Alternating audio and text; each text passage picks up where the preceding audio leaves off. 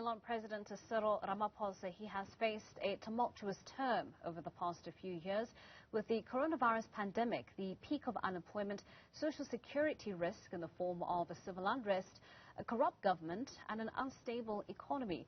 More recently, Ramaphosa has had several face-offs with the prominent public office and political figures such as the Public Protector Advocate Busisiwe Mkhwebane. More recently, as stated in our previous report, the 2020 robbery of Ramaphosa's Phala Phala farm came to flight when former State Security Agency head Arthur Fraser filed criminal charges against him for allegedly concealing the crime. There are now mounting calls for him to be transparent or to step aside. Has all this tainted whatever confidence and trust that the South African public, office bearers and political counterparts have in the president? Well, let's get some perspective now from political analyst Professor Sethulego Matebesi. Prof, thank you so much for your time and thank you for joining us this morning. I mean, with the list, the exhaustive list that I just mentioned there of all the ordeals or disadvantaging events that have taken place that the president has had to sort of lead the country through, would you say he has experienced some decline in public trust? Most definitely, because good morning and good morning to South Africans. It's a very sad moment for South Africa, for the African National Congress, because President Cyril Ramaphosa were almost peddled as a messiah who will advance the agenda, the fight against corruption.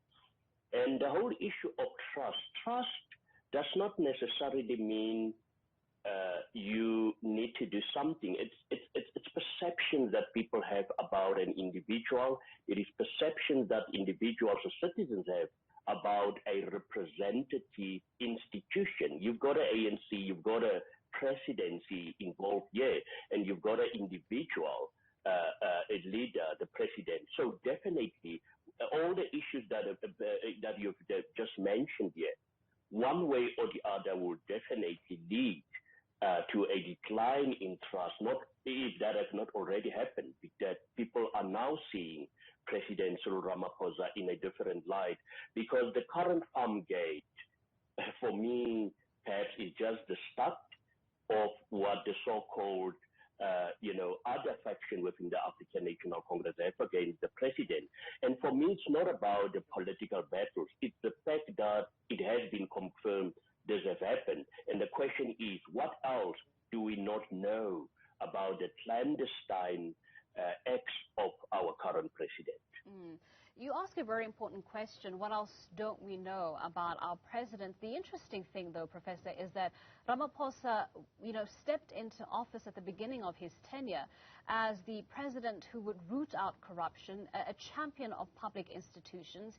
He was the man at the forefront of capacitating a lot of these institutions. So what went wrong between then and now, where he is finding himself in a position where he's struggling really to be quite transparent and open about dealings concerning, this Phala Phala farm incident? No, it's a huge disappointment, Ndokozo.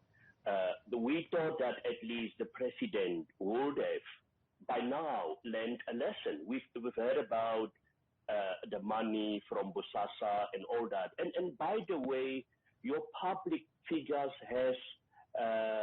they do have what we call advisors. And the question is, why have we not learned a lesson from that? And this is a worrying factor, that perhaps he thought that he's now in power and he will get away with whatever he's doing. And this is very unfortunate, because at the end of the day, whether this was a deliberate act to try and circumvent justice here, that or not, but the fact of the matter is, for this to have been taken place, and the president knows about that, that for me is a fundamental question that I think will linger for many months. This is definitely not going to go away.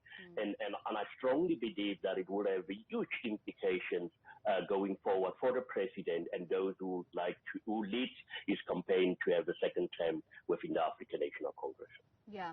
It also does seem that even when he is trying to respond to certain, crises, it doesn't seem to be enough, or it doesn't seem to meet the mark. And I'll use the COVID-19 pandemic as an example, where we had allegations of PPE corruption coming to the fore. In response, he immediately, released the proclamation regarding the SIU so that it was started its investigations and try to bring those responsible for the corruption to book. And so you are seeing attempts by the president to circumvent a lot of the corruption that is within his government, but it's still falling on deaf ears. It's still not being received well, or at least to the extent I think the presidency would like.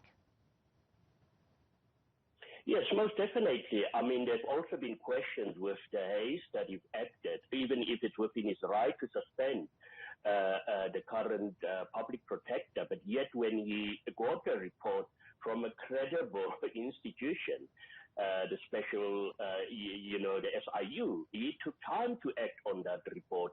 And these are the issues that comes into play about the president. But one thing that we should also understand is that when you are a leader, you want to protect first, and you will not peddle certain issues in the public. And I do understand where the president comes from not divulging too much, information at the beginning phase of an investigation and all that, because then you will have to backtrack and try to, if he has made a mistake with what he has shared with the public there. But fact of the matter is, he needs to take South Africans into confidence.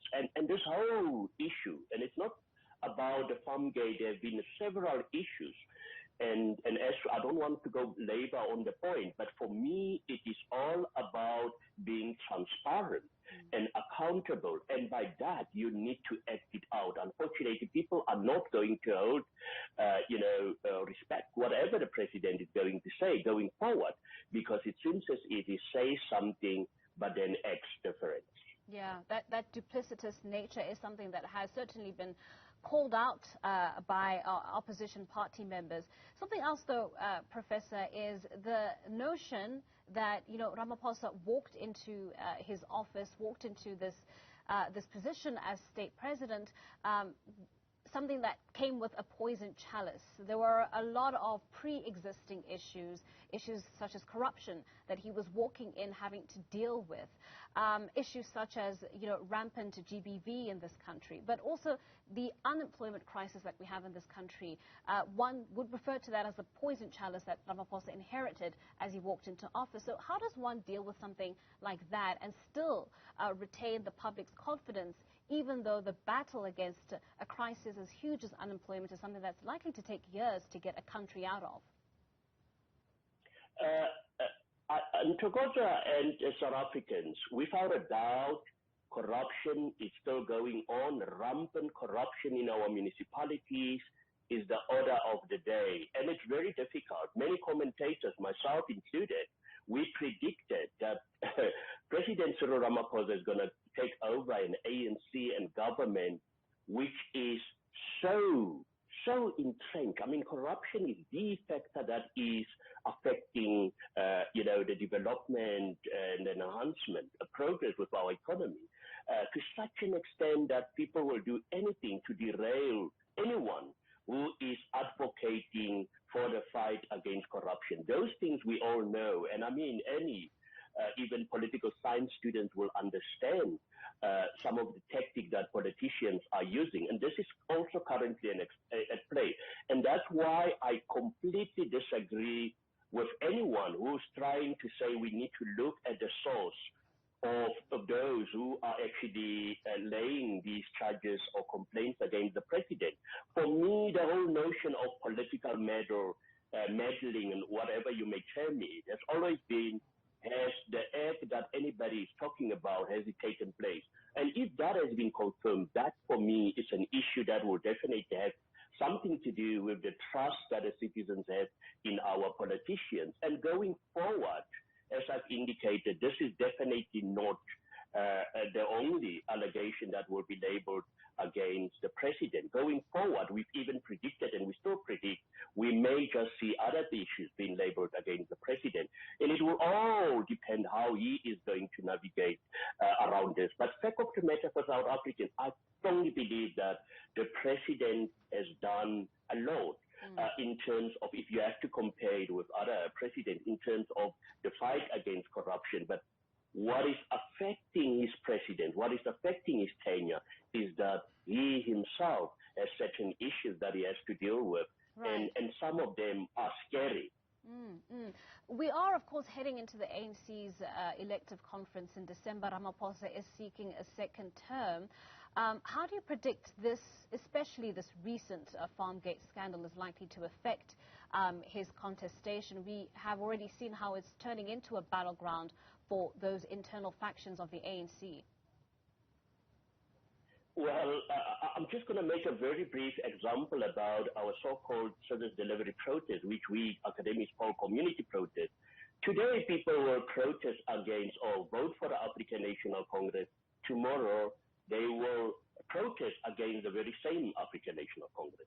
So, in short, the members of the ANC have pretty much made up their mind, and especially those who will go and be delegates at the December elective conference, who they will vote. We don't know who are the other elective candidates. But fact of the matter is the ANC is divided into two camps, and people will vote along those lines. I don't think that there will be any significant impact or implications for the president now. And by the way, the president will survive the so-called meeting with the integrity committee, because the integrity committee is almost like sleeping.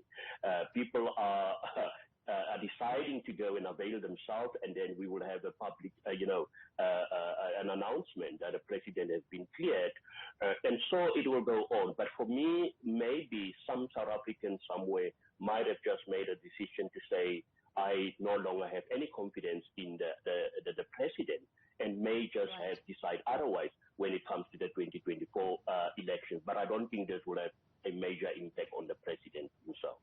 Right, thank you very much. We'll leave it there. That's a political analyst, Professor Sethulego Matebesi, giving us his take there on the perspective that South Africans may have, the public confidence and trust that may be lost in the president.